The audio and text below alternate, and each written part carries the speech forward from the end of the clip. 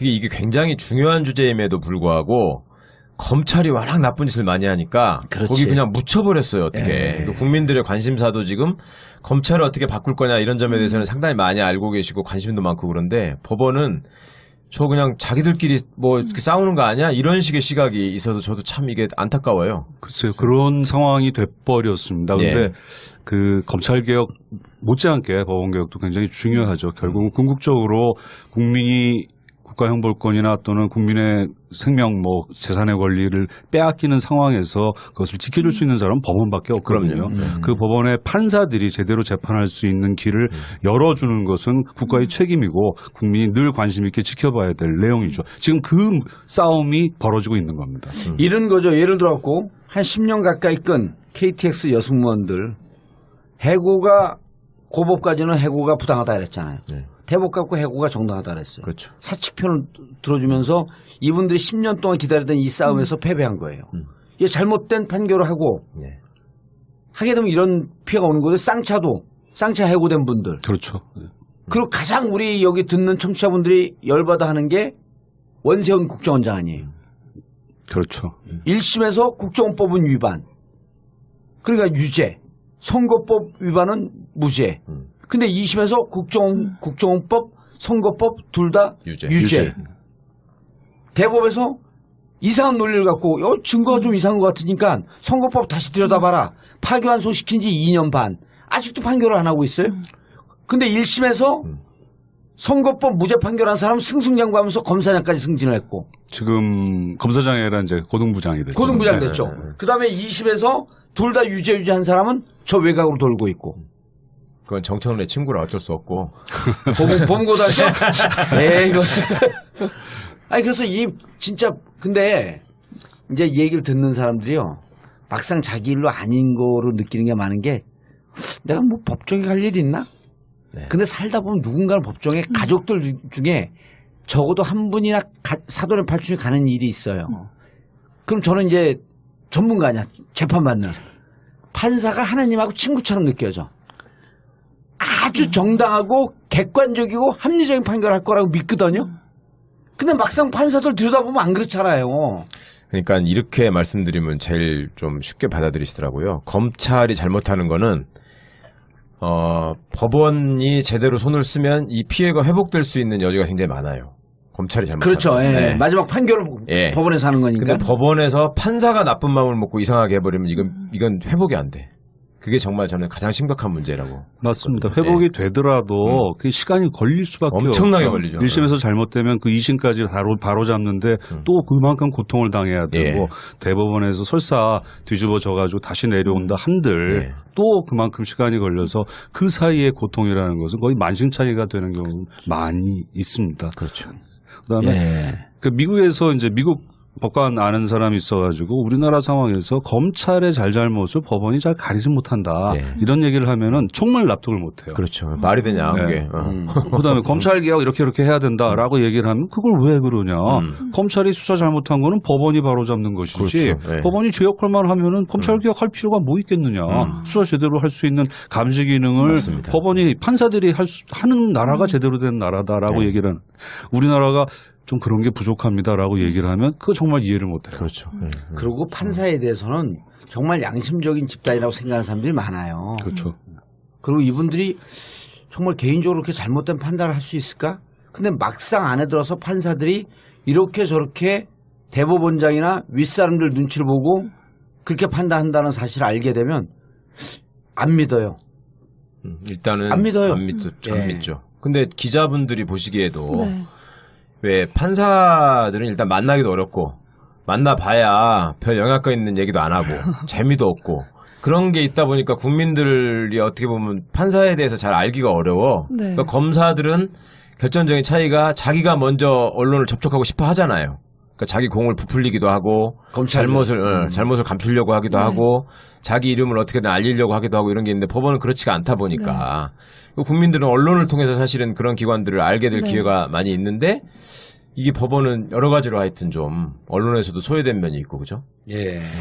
진짜 그런 것 같아요. 법원 같은 경우에는 아무래도 검찰에 비해서 저희가 뭐 이렇게 어떻게 보면 감시라는 것이 조금 더 조심스럽기도 하고 약하기도 한데 사실 국민 진짜 법조에 출입하기 전에 국민 입장에서는 이제 판사님들이 정말 양심에 따라서 물론 지금도 그렇게 생각하는 측면이 있지만은 근데 들어와서 보니까 뭐 국정원 댓글 사건이나 이런 판결이 대표적으로 국민을 보고 판결하지 않고 권력을 보고 판결한 거 아니에요. 권력의 입맛에 맞게. 이걸 무시할 수 없다는 생각이 들더라고요. 구체적으로 개개의 사건에서 이래라 저래라 네. 그런 것은 옛날 얘기입니다. 그건 네. 정말 옛날 뭐 군부 독재 시절의 얘기일 것이고 요즘 그렇게는 하지 않죠. 근데 분위기상 네. 또는 또 임명권을 또는 네. 뭐 승진권을 갖고 있으니까 인사권을 갖고 있는 사람의 눈치를 보게 되고 그러면 평소에 얘기들이 있거든요. 아 이런 뭐 그 사건은 이렇게 얘기를 해야지라고 하는 그 술자리에서의 얘기들 네. 이런 얘기들이 전달이 되는 거죠.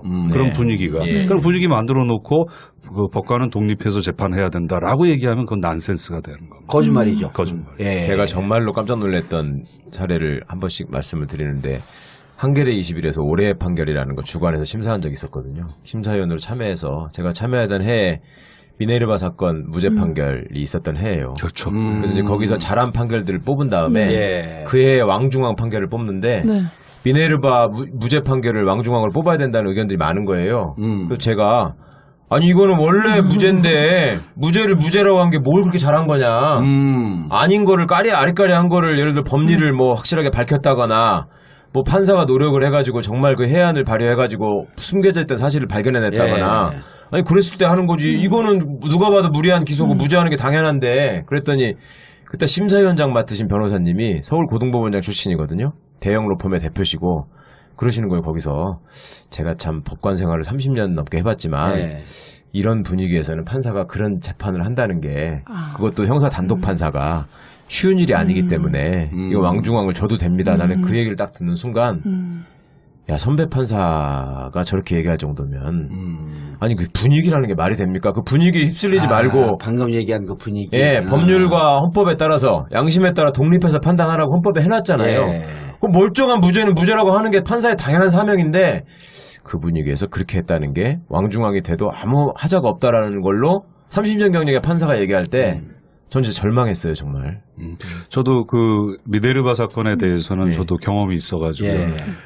문제는 구속영장 발부 단계였습니다. 그때부터 그랬죠. 그래서 그때는 야 이거 가지고 구속영장 해? 이거는 아니다 해가지고 그때 판사들 사이에서 내기를 했습니다. 네. 근데 그때 9명인지 10명인지 내기를 했는데 7명 8명 정도가 기각이다. 네. 근데 저는 발부하시는 분의 성향을 잘 알았어요.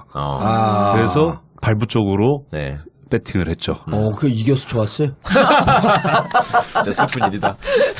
아무튼 제가 술 샀습니다. 예. 그런 분위기였거든요. 네. 그런 분위기 하에서 단독 소장 판사가 무죄를 한다라는 것은 최 변호사님 생각하는 것이 그렇게 간단한 영장까지 일이 발부가 아니었습니다. 됐는데 네. 영장 그렇죠. 발부가 네. 됐다라고 하는 것은 어쨌든 이 그 구성이 완벽하진 않지만 한 60, 70% 능선 넘어갔다고 보는 거 아니에요? 그렇죠. 이제 그런 분위기에서 저는 그게 이제 지극히 당연한 판결인데도 불구하고 그 법관 개인은 굉장히 큰 용기를 내야 큰 고민 속에서. 고민 속에서 내릴 수밖에 없는 그런 환경이 안타까운 거죠. 예. 근데 그것은 미네르바는 꽤 오래된 얘기긴 합니다만은 지금도 그것이 마찬가지인 그렇죠. 거죠. 예. 그러면 사법 행정하는 사람들은 어떤 역할을 해야 되느냐? 대법원장 이하 그런 분위기를 만들어줘야 되는 거죠. 그냥 용기를 갖지 않더라도 그냥 평범한 판사조차도 무죄인 것을 무죄로 얘기할 수 있는 상식을 그런 식으로. 상식을 상식으로 판단할 수 있는 그런 분위기를 만들어주는 만들어줘야 게 되는데. 사법 행정의 기본적인 사명이죠. 알겠습니다. 양승태 대법원장이 들어온 다음에 법원 분위기가 어떻게 바뀌었어요? 그때부터 문제는 시작되는 거 아니에요? 얘기하기 싫어요? 아니요. 제가 좀 문을 뛸게요. 그러니까 그 제가 아는 그 친한 후배 검사가 와이프가 판사예요. 친구가 이러는 거야. 자기가 보기에는 양승태 대법원장이 와서 제일 잘못하신 게 판사 인사를 검사처럼 하려고 했다는 거예요. 그 무슨 말인지 법조인들은 아주 쉽게 이해를 하는데, 그러니까 검찰 인사가 다음 갈 자리를 불투명하게 해가지고 충성을 유도하고 자리를 던져주면서 네. 예, 그걸 유도하는 방식이잖아요. 네. 법원은 예측 가능한 인사를 하는 거를 자부심으로 여겨갖고 다음에 자기가 어디 갈 건지를 대충 알고 있었는데 네. 그걸 흐트려버린다. 그래가지고 소위 한 사람의 지휘권을 주목하게 하고 복종하게 만드는 문화를 네. 점점 만들어갔다. 그게 그러니까 터진 거다. 양승태 대법원장은 자기보다 더 직급이 낮은 검찰총장이 꿈이었었네. 그건 좀 그렇고. 아, 그러니까 검찰총장처럼 인사를 하고 싶었던 거 아니에요? 그렇죠. 그러니까 이제 검찰총장처럼 검사들이 자기만 바라보고 말을 듣게 만들게 하고 싶었지. 아, 수시로 그 사석에서 그런 얘기가 나왔다며 왜 우리는 다 각자 이 콩가루 집안이고 검찰처럼 일치단결돼갖고 법원과 예를 들어 검찰이 무슨 이해갖고 충돌할 때 쟤들 저렇게 똘똘 뭉쳐서 덤비는 거 봐라. 아, 그 조폭이지 무슨 그게. 그런 겁니다. 그 전에도 사실은 이제 뭐 서울중앙지방법원의 형사수석, 민사수석, 파산수석부장을 뽑을 때는 그거는 반드시 서열대로 가지는 않았어요. 그렇죠. 저희들은 이제 뭐 나이 순서된 뭐 아무튼 뭐 인관 순서된 순서가 이제 판사들 사이에서는 있고 그것이 이제 다 예측 가능성을 보장하는 것인데 근데 법원장을 나갈 때는 순서대로 나갔죠. 네. 그리고 좀 법원장 임지도 좀 제주지방법원이나 창원지방법원은 좀 서울에서 네. 멀고 다니기 불편하고 뭐 이런 것들인데 그런 것들도 다 이제 어느 정도 예측 가능한 범위에서 예측 운영이 가능한 인사가 됐는데 이루어졌다. 근데 그게 뒤집어지면서 예. 이제 의외로 망회에 임지에 좋은 임지에 간 사람들은 감복하는 거죠. 야, 나를 이렇게 챙겨줬구나 이렇게 생각하는 거죠. 그다음에 자기가 조금 배려하지 않아도 될 사람들 같은 경우는 뭐 멀리 보내보내고 뭐 이런 인사들. 이 이제 지금 말씀하신 그런 인사들이죠. 그러니까 보통 인사 처리되면 검찰만큼은 아니더라도 법원에서도 이분들이 어디에 갈 거라는 걸 이제 판사님들이 막 얘기를 하시는데 네.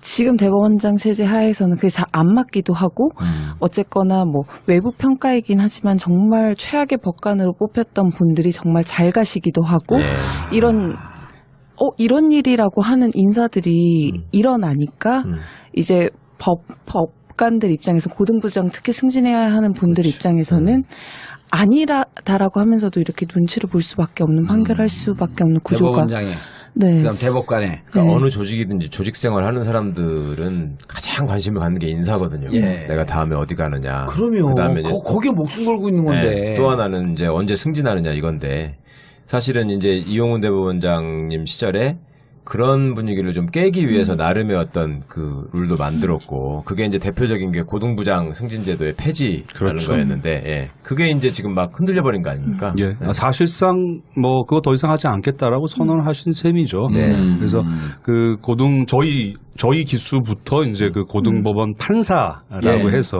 예. 법원 내에서는 뭐 10조 판사라고 부릅니다. 그러니까 규칙 뭐 10조에 있기 때문에 그래서 그 10조 판사를 이제 임명하기 시작을 했는데 그 중에서 한 사람을 떨어뜨렸어요. 고등부장 인사를 내면서 그러면 그 사람은 사표 쓸 수밖에 없거든요. 네. 그러면 이제 그 고등법원에 있었던 그 판사들 중에서도 선발을 하는 사람과 선발하지 않는 사람이 있다라고 하면 제도는 무너진 거죠. 네. 원래 고등부장을 이 제도를 장기적으로 폐지하기 위해서 이제 만든 건데 지금은 그게 거의 이제는 안 하겠다라고 선언을 했다고 지금 법원에서는 다들 그렇게 받아들이고 있습니다. 예. 그다음에 지금 그거를 계속 해달라고 얘기하는 게 그 말은 조금 어려운데 지금 얘기. 조금 인사 제가 좀 예. 풀자면 판사가 원래 판사로 처음 임관하면요. 예. 지방법원 판사로 시작을 하잖아요. 예. 지방법원 배석 판사를 하죠. 예. 그러다가 경력이 좀 쌓이면 고등법원 배석 판사를 합니다. 예. 그 다음에 지방법원 부장 판사를 하고 지방법원 부장 판사들의 경력이 쌓인 사람 중에 이제 거기서부터 승진 개념으로 고등법원 부장 판사를 임명하는 시스템이었는데, 그러니까 고등법원의 배석 판사라고 하는 거는 지방법원 부장 판사 가기 전에 가는 자리잖아요. 예. 젊은 판사들이. 예. 그런데 그게 이제 인사의 이원화하고도 연결이 되는 건데.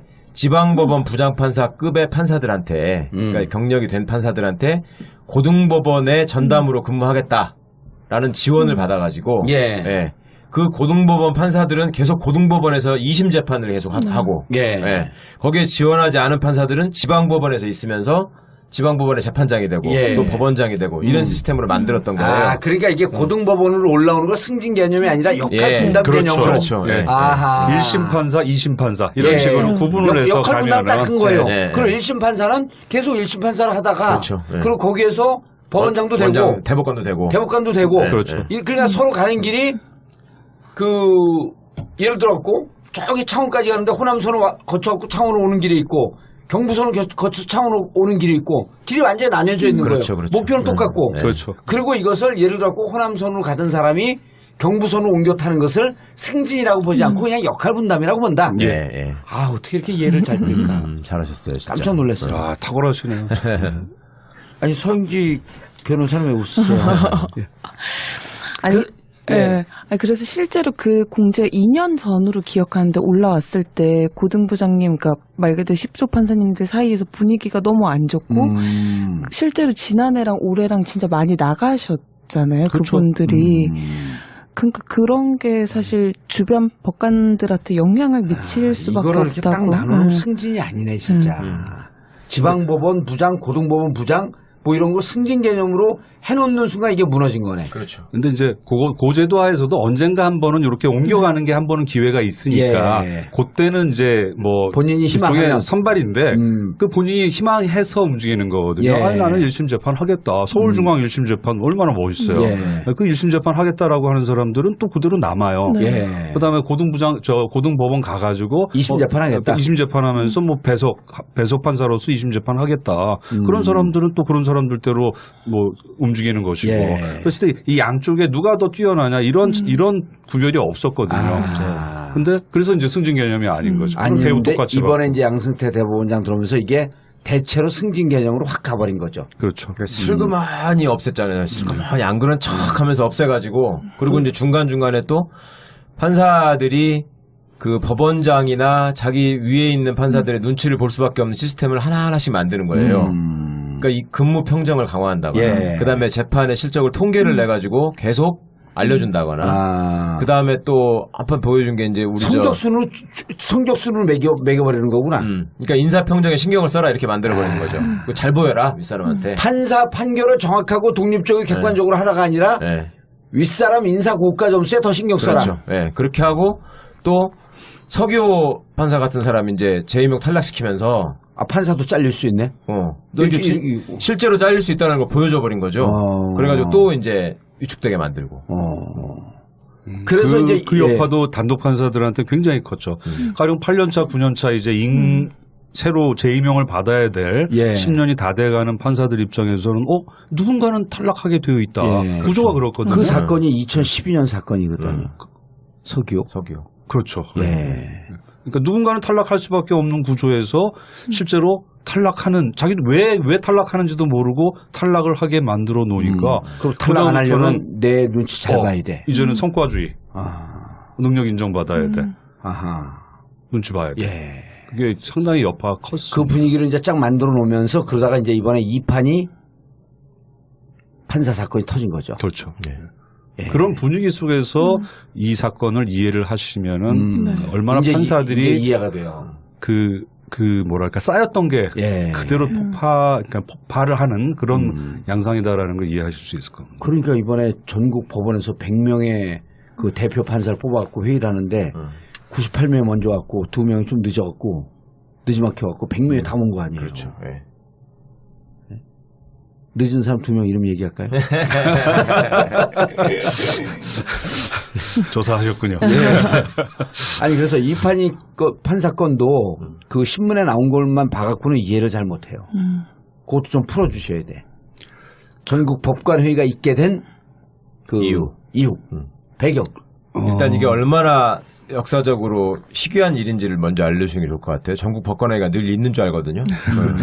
전국 법관회의는 그전에는 이런 식의 법관회의가 사실은 없었습니다. 없었죠. 이번 최초잖아요. 예. 2003년도에 한 번 있었죠. 예. 근데 그때도 법관회의라고 이름을 붙이지 않고 그냥 뭐라 그랬었나 그때 판사들 전국 간담회 뭐 이런 예. 식의 이름을 예. 붙였었고 신영철 대법관 사태가 2009년도에 있었는데 예. 그때는 1박 2일 워크샵이라고 했었습니다. 예. 아니 그리고 그때는 그러니까 소집 주체가 달랐어요. 그렇죠. 행정처장께서 소집을 했던 것이고 예. 신영철 대법관 때는 대법원장께서 소집을 했어요. 네. 그래서 대법원장이 오셔가지고 마지막에 이제 식사까지 같이 하시면서 이 말씀도 하시고 하셨는데 요번에는 판사들이 자발적으로 이거 우리 이 문제 가지고 회의해야 되겠다라고 해가지고 아마도 제가 알기로는 유사일에 처음 아닌가 싶습니다. 처음이죠. 그리고 2009년도는 법원별로 법관회의가 열린대. 법원에서 법관회의가 열린 데만 대표자를 파견했고요. 이번에는 무조건 할당을 했어요. 그렇죠. 그래갖고 전체 100명을 딱 할당을 했고 그리고 이번엔 그 판사들이 모여서 양승태 대법원장한테 이거 하자고 요청을 해서 울자 그 뭐 억지로 이게 받아들일 수밖에 없는. 그러니까 그렇죠. 이게 2009년하고 비교도 안 됐더라고. 예. 그래서 고등부장까지 다 이렇게 참여한 것도 처음이잖아요. 그렇습니다. 네. 그러니까 네. 그거는 딱 비례수에 맞춰가지고 비례대표 선출하듯이 예. 그런 식으로 지방법원 몇 명, 선출한 고등부장 몇 거니까요. 명. 네. 그래서 그다음에 배석 판사 그룹, 뭐 단독 판사 그룹, 뭐 기수별 안배까지 예. 해가지고 선출을 한 거니까 명실상부한 대표자 그룹에서 어마어마한 최초의 일이 회의가 열린 이루어진 거예요. 거죠. 해방 이후 최초더라고 보니까. 맞습니다. 그러니까 제가 바깥에서 볼 때 그 사태의 핵심을 이렇게 보자면 판사들의 어떤 의구심이나 자존심에 불을 지르게 된 게 예.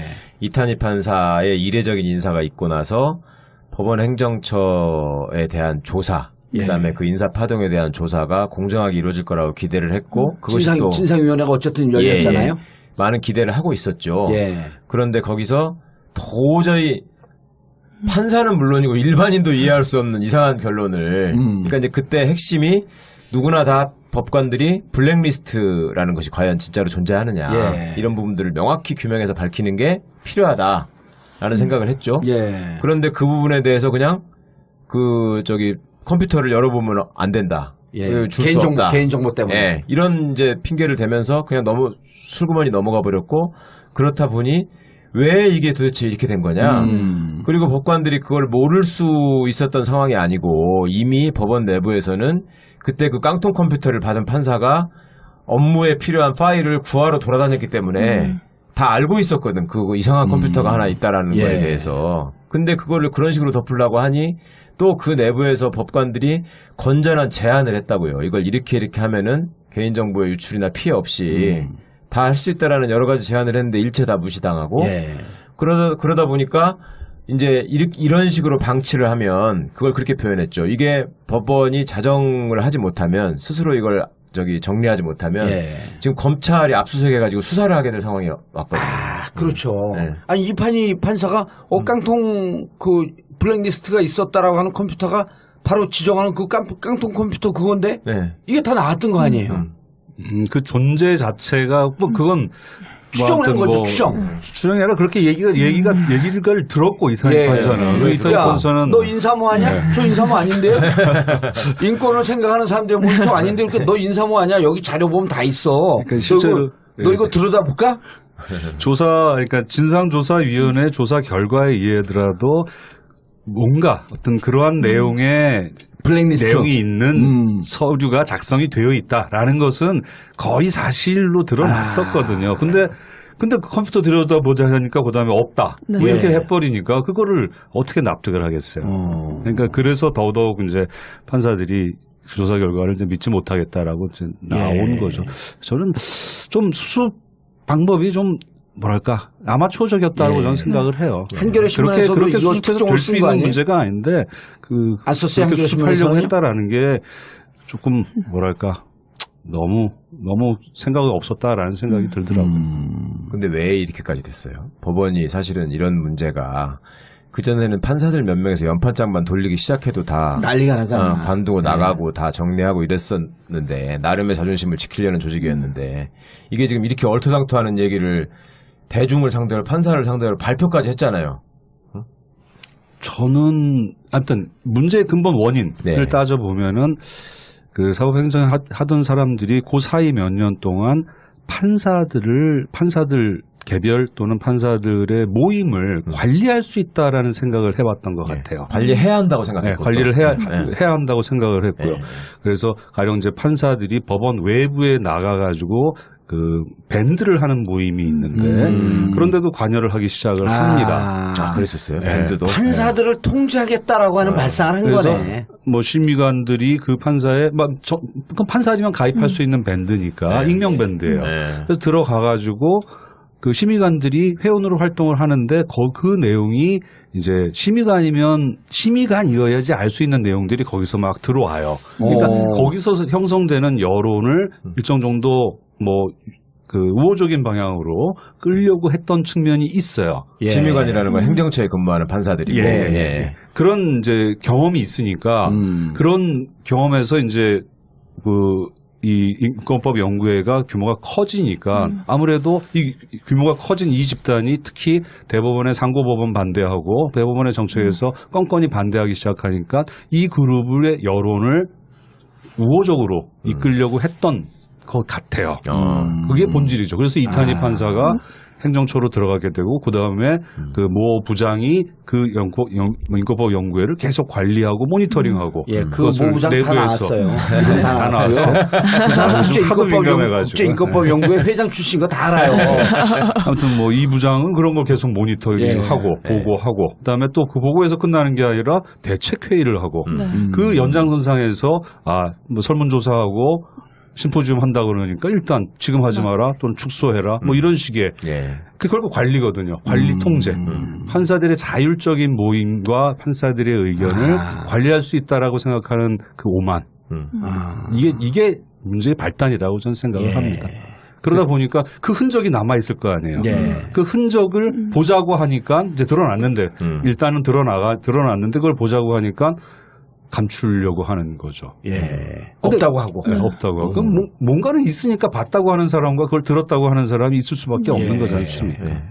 그게 지금의 문제인 것 같아요.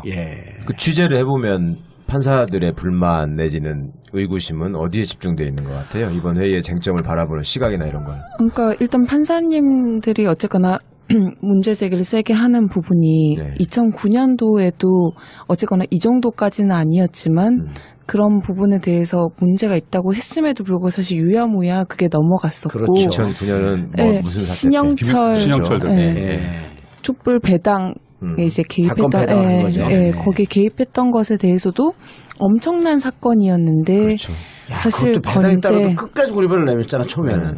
했었기 때문에 이번에는 똑같이 그렇게 유야무야 넘어가면 안 된다라는 문제의식이 일단 공감대가 되게 큰 것 같고 그리고 어쨌거나 이거는 사법부 신뢰랑도 되게 연결되어 있는 문제인데 행정처가 지금 하고 있는 그 진상조사위에 뭐 믿었었는데 결과를 보면 아무것도 어디까지 뭐 신뢰할 수가 없기 때문에 거기에 대한 이제 문제의식과 어떻게든 뭐 해결 방안을 도출해야 되겠다는 이런 공감대가 있으신 것 같아요. 그러니까 사법부 전체가 신뢰의 위기 마지막 절벽에 서 있다 이런 판단들이 있었던 거네요. 그렇죠. 뭐 지금 뭐 법관회의에 참석했던 판사들 그다음에 지금 뭐 내부 게시판에 지금 글을 쓰고 있는 판사들 그게 마음이 편하겠습니까? 저는 그 사람들 언론 재판에 전념케 하는 것이 국민을 위한 길이라고 저는 생각을 하고 이 사태의 책임, 이 사태를 야기한 쪽에서 문제를 해결해야 된다고 생각을 합니다. 그래서 양대 본장께서 얼른 수습책 내놓고 잘못한 거 잘못했다고 하고 그다음에 재발 방지책 하고 그런 식으로 판사들을 설득할 수 있어야지 좀 안정이 되지. 그다음에 그것이 그 기초에 의해서 그러면 우리가 고칠 것은 뭐냐라는 논의가 이루어져야지 건설적인 움직임이 되는 것이 지금은 서로 너무 상처를 받고 있는 거 아닌가 싶어요. 판사들 굉장히 자존심 강한 사람들이거든요. 지금 게시판 내에서 치고받고 하는 거 그거 앙금 상당히 남습니다. 게시판 내에서 치고받고 하고 있어요? 익명 게시판이 만들어져 가지고 그 안에서 이제 날선 단어들이 오간다고 하는데 그러니까 이거는 이제 그 외부에서 이 어떤 개혁의 움직임을 망가뜨리려고 하는 사람들은 무슨 법원 내 좌우의 대립 내지는 무슨 뭐 그 정치적인 것처럼 자꾸 몰고 가려고 하는데 이거는 지금 그런 싸움이 아니고 적어도 진실을 가리려는 사람과 진실을 밝히려는 사람의 싸움이라는 건 명백한 거고요. 그 국제인권법연구회가 무슨 진보 성향이 아니잖아요. 인권을 생각하는 사람들은 좀 그럴 수가 있는데 그렇지 않은 사람들이 그러니까 우리 대한민국의 인권 이 부분을 다른 나라의 인권의 수준과 비교하고 공부를 좀 하자 그랬던 게 처음 그 발단 아니에요? 맞습니다.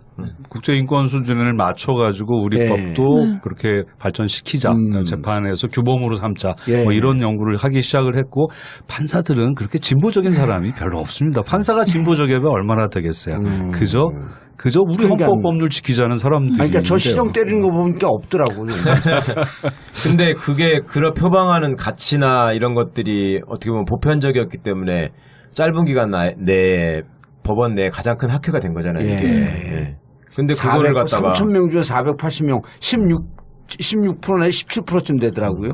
그러니까 뭐 젊은 판사들 입장에서는 가장 이렇게 개방적이고 허심탄회하게 자기들 얘기를 할 수 있는 공간인 거죠. 일종의 뭐 그렇게 편하게 만들어주는 커뮤니티가 없으니까 그래서 판사들이 많이 모인 것 같더라고요. 근데 거기 멤버 있었어요? 저는 우리법연구회 소속이었기 때문에 초기에 우리법연구회 소속은 가급적이면은 들어가지 말자. 우리법연구회는 혹시 오해를 한다. 우리법연구회 회원 판사들은 실제로 좀 진보적인 분들이 많았고. 뭐 그렇지 않나요? 여러 가지 스펙트럼도 그것도 다양했습니다. 한 120명 됐었잖아요. 그렇죠. 회원이. 근데 이제 우리법연구회가 하도 이제 공격을 많이 받았기 때문에 우리법연구회 사람들이 또 국제인권법에 많이 들어가면은 또 오해를 받는다 해가지고 저 같은 사람은 이제 좀 들어오지 마라 이렇게 됐죠. 그래서 가입 신청자 각하됐습니다. 그런데 일각에서는 양승태 대법원장 지금 이제 임기도 한 2달 남짓 남았는데 퇴진 안 하는 건 좀 뭐 앞뒤가 안 맞는 얘기 아니야 이런 얘기를 하는 사람들도 있거든요. 퇴진 요구가 정식으로 나온 건 아니죠. 뭐 판사 한 분이 임명 게시판에 쓰신 것 같더라고요. 근데 뭐 거기는 조금 뭐 더 많을 수도 있을 것 같긴 한데 저는 퇴진보다는 책임지고 수습을 하시는 게 전 맞다고 생각을 하십니다. 이 상태에서 이 문제를 그대로 놓고 퇴진을 하시는 건 저는 무책임하다고 생각을 하고 해결을 하고 어떤 식으로 간에 그 문제를 풀어나갈 수 있도록 그다음에 신뢰가 회복이 될 수 있는 기초를 닦고 새 대법원장에게 넘겨드리는 것이 저는 정도라고 생각하고 그게 양 대법원장이 하실 일 아닌가 싶습니다. 저는 그런 말씀 좀 드리고 싶어요. 그러니까 현직에 계실 때 많이 느끼셨겠지만 저는 변호사로서 판사들을 만나서 얘기를 하다 보면 행정처 소속 내지 출신의 판사와 행정처를 거치지 않은 판사 사이에서 그러니까 사회 전반을 바라보는 시각이나 특히 법원 문제를 바라보는 시각이나 이런 것들이 너무 다르다는 걸 많이 느끼거든요. 그러니까 법원 행정처를 거치지 않은 판사들은 법원 행정처의 관료와 그다음에 법원 사법 그 현실을 모르는 일종의 탁상공론적인 어떤 정책의 강요 이런 것들에 대한 반감이 되게 커요. 근데 행정처 소속의 판사들을 보면은 철없는 판사들에 대한 불만이 또 너무 많아. 그러니까 지금 우리 법원이 가지고 있는 위치나 또 우리가 그 접하고 있는 정치적인 현실이나 아니면 또 검찰의 저항이나 이런 것들이 얼마나 지금 다 어려운 문제인데 이거를 우리가 뜻을 모아서 대처하기에도 힘든 상황에서 저렇게 다들 자기 잘났다고 자기 얘기만 하고 있으니 우리가 그러니까 무슨 일 벌어지면 검찰한테 판판이 지는 거다. 그런 생각들을 하거든요. 실제로. 그래서 우리는 어쨌거나 검찰보다는 훨씬 더 국민한테 봉사하려고 하는 마음을 가진 사람들이 모여있다고 스스로 자부하면서 그러려면은 사소한 어떤 것들은 좀 털어버리고 함께 뭉쳐서 가야 되지 않겠냐라는 나름의 어떤 또 애국심이 또 있어요. 사명감이. 근데 이게 참 간격이 멀지 않아야 될 것 같은데 의외로 멀더라고요. 지금은 양쪽 입장이 워낙 차이가 있다 보니까 그 불신이 와 이게 회복이 가능할까 할 정도로 지금 불신이 심해진 것 같습니다. 그래서 행정처 지금 현재 있는 판사들 입장에서는 판사들이 잘 모르고 있다. 여전히 또 그렇게 생각을 하고 있고 판사들은 행정처 가니까 다 그렇게 변하더라. 이 사람들은 판사가 아니다. 행정가지 행정관료지 판사가 아니다. 라고 얘기를 하고 있고 그다음에 심지어는 이제 행정처 출신 판사들도 또 비슷하게 또 이제 하고 있고요. 맞아요. 저도 행정처를 나왔습니다. 잘 나가시던 근데 그런 게 있어요. 아무래도 이제 행정 업무를 하다 보면은 재판 업무만 하시던 판사님들이 못 보던 걸 또 봐요. 아무래도 행정 업무는 전국적인 업무를 이렇게 보다 보니까 이런 판사님 계시고 저런 판사님 계시거든요. 그러니까 판사님들이 다 각자는 다 최선을 다하고 있지만은 전국적으로 이렇게 보면은 들쑥날쑥합니다. 경우에 따라서 또 문제가 있는 경우도 있고요. 그렇죠. 근데 또 판사님들 입장에서는 재판이 중요하고 행정 업무를 하는 사람은 나를 지원해줘야 될 사람인데 나를 지도하려고 하고 있고 통제한다. 나를 옥죄면은 재판 방식을 내가 재판을 하는 방식을 결정하는 건데 자기들이 뭔가를 내려보내가지고 이렇게 재판하라고 하고 야 이거는 뭐가 앞뒤가 안 맞다. 중심이 뭐고 꼬리가 뭐냐, 몸통이 뭐고 꼬리가 뭐냐라는 생각을 또 하게 돼 있습니다. 근데 문제를 푸는 방식은 행정하는 사람들은 행정의 업무가 효율적이에요. 또 일괄적으로 딱 법원 행정처장 명의로 뭔가 쫙 나갔을 때 전국이 쉽게 빨리 바뀌거든요. 그 매력을 또 못 잊죠. 그렇죠. 근데 그거는 그 민주주의 사회에선 별로 좋은 건 아니에요. 좋은 거 아니죠. 그런데 예. 근데 그 전제 그건 양대 본장님도 그렇고 특히 그 전도 사법부에서는 그렇고 정말 안 좋은 거죠. 5년 동안 성과를 내고자 하는 욕심, 예. 조급함이 있기 때문에 얼른 성과를 보고 싶은 마음이 있거든요. 예. 그런 사람들은 그런 판사들을 조금씩 움직여서 천천히 가게 하는 길보다는 사법행정을 이용하는 게 훨씬 빠르죠. 네. 그게 판사들이 느끼기에는 이게 사법행정이 재판을 집어먹는 거죠. 간단히 얘기하면. 이게 그런 갈등이 쌓여서 지금 이런 모습이 아니 있는 이게요. 것 같아요. 그 불교하고 난 상황이 이게 비슷한 게 원래 불교에서 제대로 된 스님은 선방에서 도 닦는 스님들이에요. 이판이란 말이에요. 그분들 이판이야. 뭐 판사하고도 비슷하네. 그분들이 이판이라 그러거든요. 그런데 어느 날 이분들의 도를 잘 닦기 위해서 행정적으로 도와주기 시작하는 사판이 생기기 시작한 행정만 보는. 그렇죠. 근데 이게 이제 현대화되면서 종교에 돈이 모이기 시작하니까 이게 사판승이 이렇게 힘을 받은 게 얼마 안 돼요. 해방 이후에요. 맞습니다. 예. 돈이 모이기 시작하니까 행정부에 돈이 모이거든요. 이 돈을 갖고 선방에서 도 닦는 진짜 스님들을 통제하기 시작하는 거예요. 그럼 지금은 총무원이 가장 비대한 권력이 됐잖아. 그게 불교가 부패되는 게 행정을 담당하는 총무원이 비대화되고 이게 권력 구조가 되니까 불교 종교가 망가지는 거예요. 지금 행정처가 그렇게 비대해지고 권력 구조가 되는 한 법원은 망가지는 겁니다.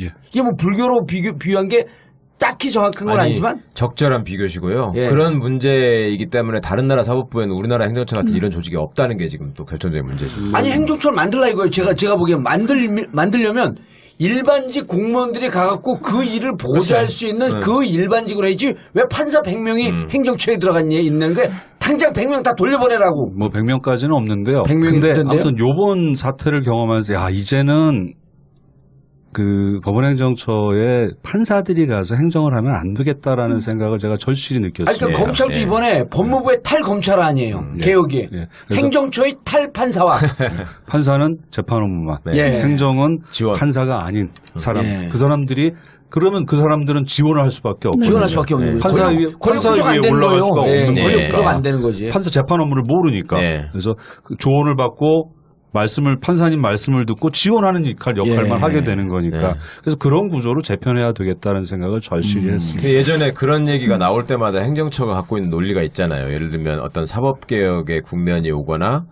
그러니까 예를 들면 공판 중심주의 같은 얘기가 됐을 때 행정처가 없으면은 어떻게 대응하느냐. 그럼 뭐 판사 하나하나 의견들을 뭐 논문을 모아가지고 우리가 논문집을 내야 되는 거냐. 이런 식의 얘기들을 하잖아요.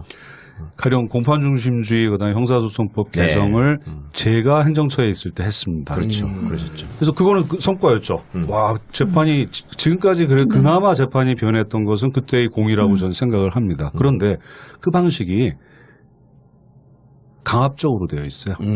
판사들 설득하면서 이거 정말 필요하다라고 해서 그 필요함을 절절히 느끼게 하고 움직여야지 되는 것인데 그렇게 하지를 못했거든요. 그때도 네. 탑다운이었다. 그래가지고 어떤 측면에서는 지금 소장 판사들 얘기에 어떤 부장님들 얘기하는 걸 들어보면은 그때 사법 관료가 오히려 심화됐다라고 얘기를 하는 겁니다. 그러니까 빠른 성과를 위해서 사법행정을 도구로 수단으로 삼는 경우에는 항상 그런 문제가 나올 수밖에 없는 것 같더라고요. 그래서 개혁도 이제는 좀 방법을 달리해야 되는 것이지 예. 아무리 지구한 목표를 갖는다 하더라도 수단이 적절하지 맞습니다. 않으면 또 사법 관료화라는 부작용을 낳는 개혁은 이제는 지양을 해야 되는 그만둬야 되는 거 아닌가 싶습니다. 행정처의 탈판사와 양승태 대법원장이 마지막으로 해놓고 떠나야 할 일일 것 같습니다. 예. 그렇죠. 그리고 판사들은 독립적으로 정의롭게 오로지 재판에만 전념해라. 똑같고. 그렇죠. 그리고 이것을 예를 들어 호남선으로 가던 사람이 경부선으로 옮겨 타는 것을 승진이라고 보지 않고 그냥 역할 분담이라고 본다. 예. 아, 어떻게 이렇게 이해를 잘 듭니까? 잘하셨어요. 진짜. 깜짝 놀랐어요. 아, 탁월하시네요. 아니, 서영지 변호사는 왜 웃으세요?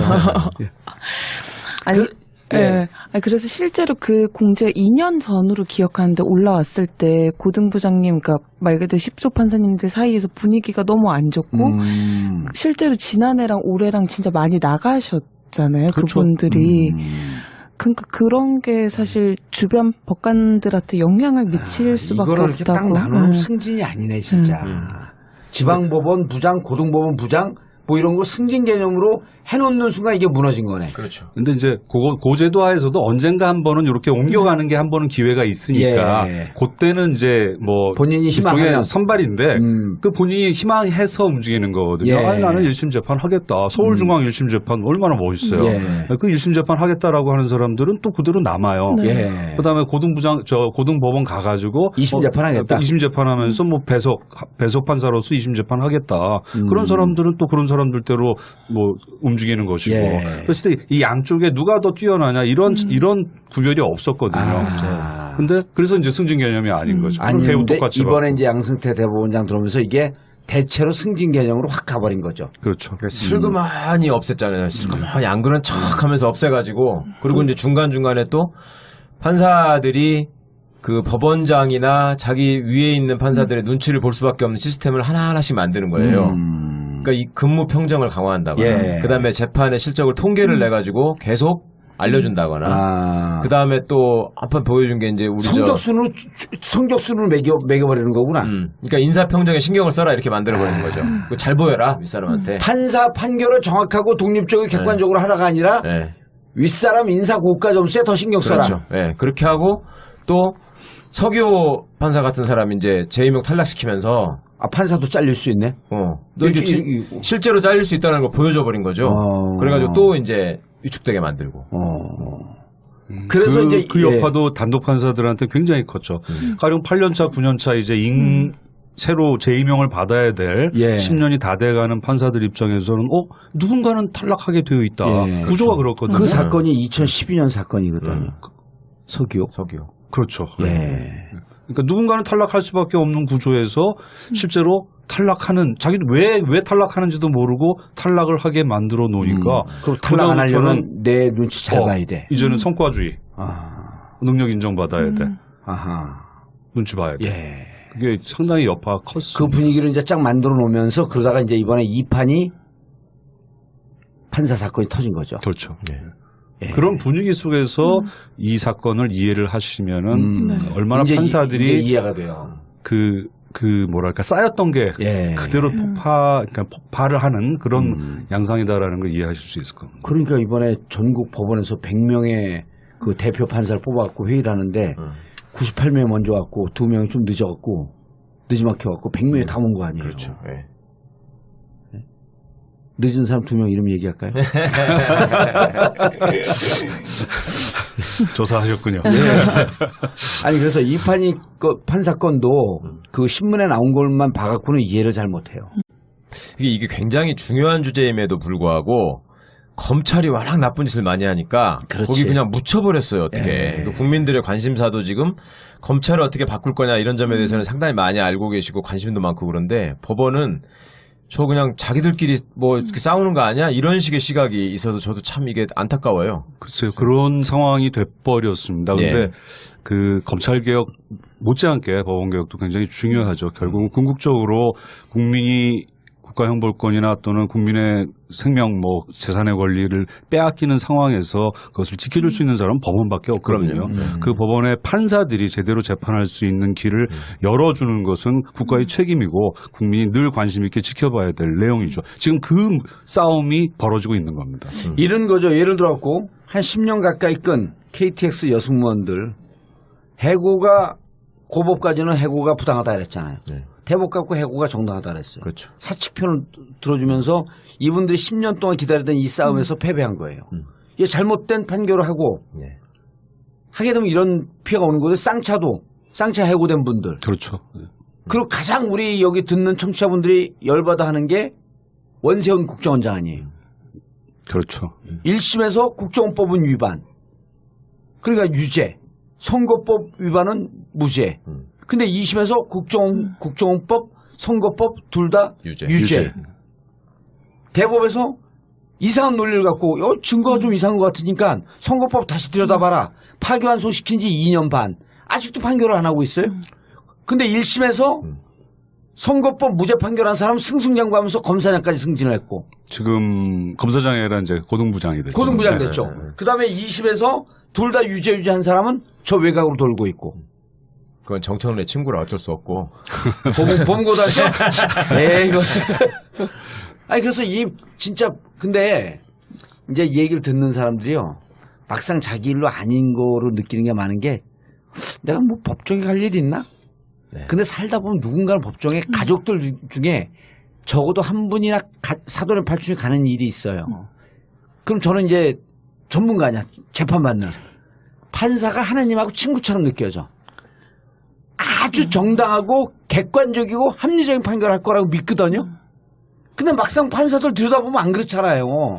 그러니까 이렇게 말씀드리면 제일 좀 쉽게 받아들이시더라고요. 검찰이 잘못하는 거는 법원이 제대로 손을 쓰면 이 피해가 회복될 수 있는 여지가 굉장히 많아요. 검찰이 잘못하는 그렇죠. 거. 예. 네. 마지막 판결을 예. 법원에서 하는 거니까. 근데 법원에서 판사가 나쁜 마음을 먹고 이상하게 해버리면 이건 회복이 안 돼.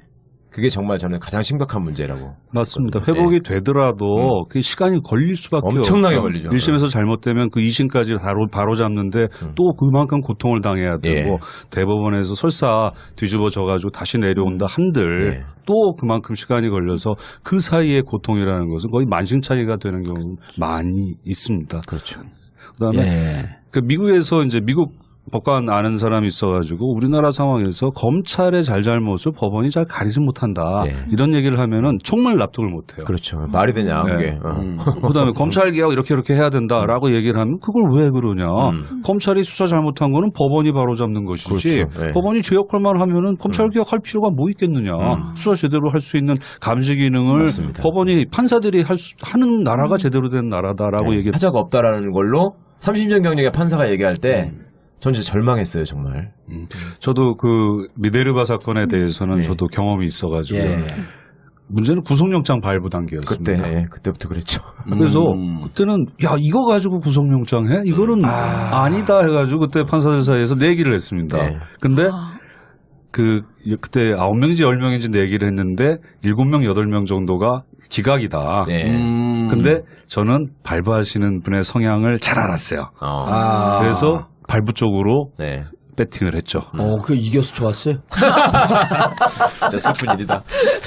아무튼 제가 술 샀습니다. 예. 그런 분위기였거든요. 네. 그런 분위기 하에서 단독 소장 판사가 무죄를 한다라는 것은 최 변호사님 생각하는 것이 그렇게 간단한 영장까지 일이 발부가 아니었습니다. 됐는데 네. 영장 그렇죠. 발부가 네. 됐다라고 하는 것은 어쨌든 이 그 구성이 완벽하진 않지만 한 60% 능선 넘어갔다고 보는 거 아니에요. 그렇죠.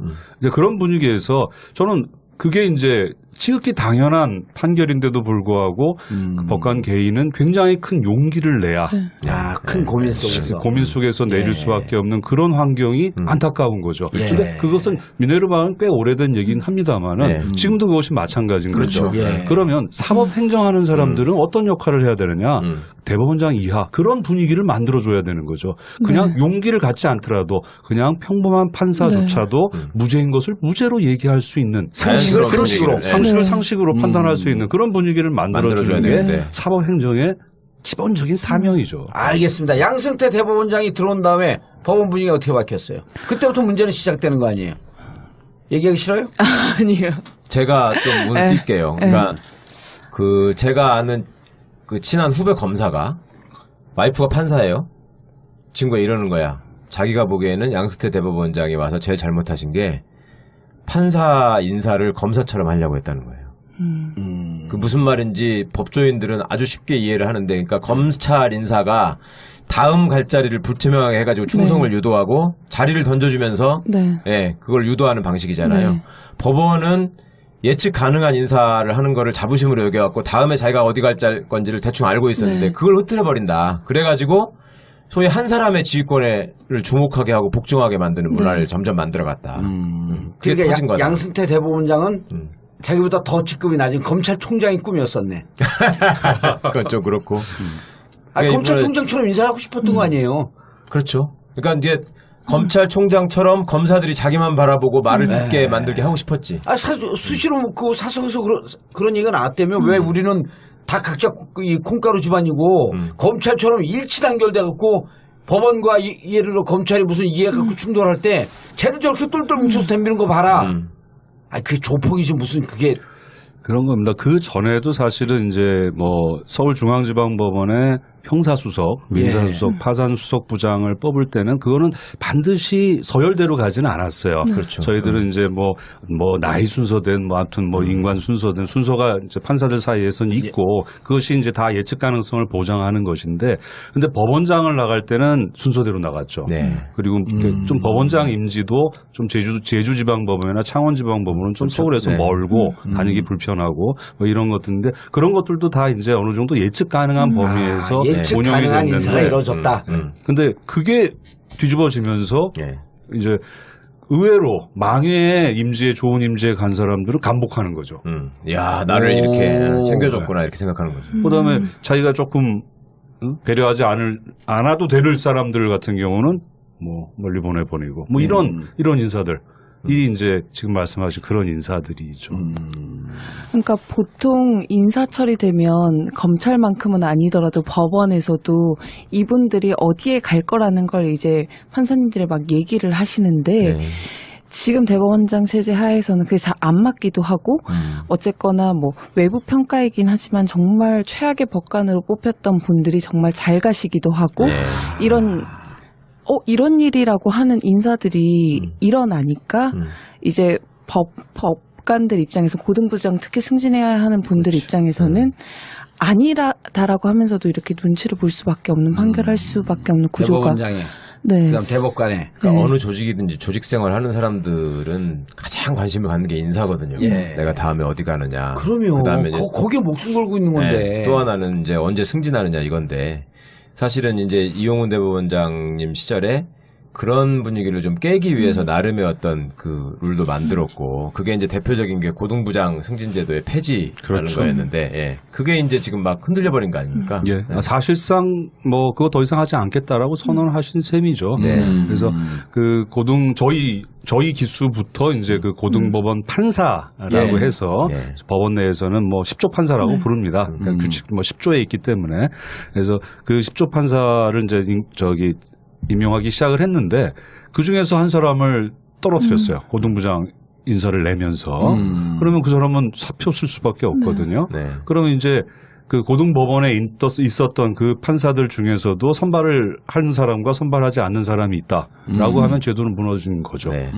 원래 고등부장을 이 제도를 장기적으로 폐지하기 위해서 이제 만든 건데 지금은 그게 거의 이제는 안 하겠다라고 선언을 했다고 지금 법원에서는 다들 그렇게 받아들이고 있습니다. 예. 그다음에 지금 그거를 계속 해달라고 얘기하는 게 그 말은 조금 어려운데 지금 얘기. 조금 인사 제가 좀 예. 풀자면 판사가 원래 판사로 처음 임관하면요. 예. 지방법원 판사로 시작을 하잖아요. 예. 지방법원 배석 판사를 하죠. 예. 그러다가 경력이 좀 쌓이면 고등법원 배석 판사를 합니다. 예. 그 다음에 지방법원 부장 판사를 하고 지방법원 부장 판사들의 경력이 쌓인 사람 중에 이제 거기서부터 승진 개념으로 고등법원 부장 판사를 임명하는 시스템이었는데, 그러니까 고등법원의 배석 판사라고 하는 거는 지방법원 부장 판사 가기 전에 가는 자리잖아요. 예. 젊은 판사들이. 예.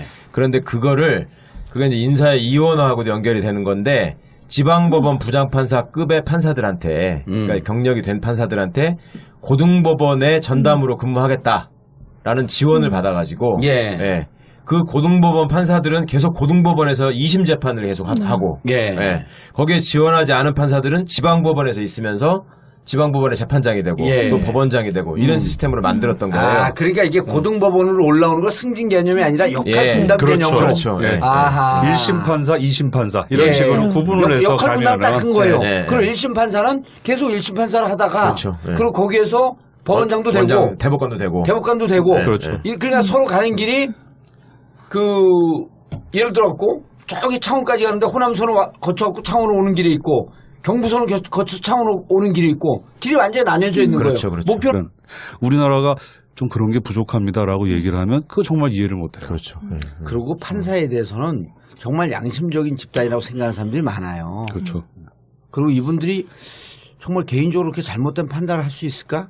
근데 막상 안에 들어서 판사들이 이렇게 저렇게 대법원장이나 윗사람들 눈치를 보고 그렇게 판단한다는 사실을 알게 되면 안 믿어요. 일단은 안 믿어요. 안 예. 믿죠. 근데 기자분들이 보시기에도 네. 왜 판사들은 일단 만나기도 어렵고 만나봐야 별 영향가 있는 얘기도 안 하고 재미도 없고 그런 게 있다 보니까 국민들이 어떻게 보면 판사에 대해서 잘 알기가 어려워. 네. 그러니까 검사들은 결정적인 차이가 자기가 먼저 언론을 접촉하고 싶어 하잖아요. 그러니까 자기 공을 부풀리기도 하고 잘못을 감추려고 하기도 하고 자기 이름을 어떻게든 알리려고 하기도 하고 이런 게 있는데 법원은 그렇지가 않다 보니까 국민들은 언론을 통해서 사실은 그런 기관들을 알게 될 기회가 많이 있는데 이게 법원은 여러 가지로 하여튼 좀 언론에서도 소외된 면이 있고 그죠? 예. 진짜 그런 것 같아요. 법원 같은 경우에는 아무래도 검찰에 비해서 저희가 뭐 이렇게 어떻게 보면 감시라는 것이 조금 더 조심스럽기도 하고 약하기도 한데 사실 국민 진짜 법조에 출입하기 전에 국민 입장에서는 이제 판사님들이 정말 양심에 따라서 물론 지금도 그렇게 생각하는 측면이 있지만은 근데 들어와서 보니까 뭐 국정원 댓글 사건이나 이런 판결이 대표적으로 국민을 보고 판결하지 않고 권력을 보고 판결한 거 아니에요. 권력의 입맛에 맞게. 이걸 무시할 수 없다는 생각이 들더라고요. 구체적으로 개개의 사건에서 이래라 저래라 그런 것은 옛날 얘기입니다. 그건 정말 옛날 뭐 군부 독재 시절의 얘기일 것이고 요즘은 그렇게는 하지 않죠. 근데 분위기상 또는 또 임명권을 또는 뭐 승진권을 갖고 있으니까 인사권을 갖고 있는 사람의 눈치를 보게 되고 그러면 평소에 얘기들이 있거든요. 이런 뭐 그 사건은 이렇게 얘기를 해야지라고 하는 그 술자리에서의 얘기들 이런 얘기들이 전달이 되는 거죠.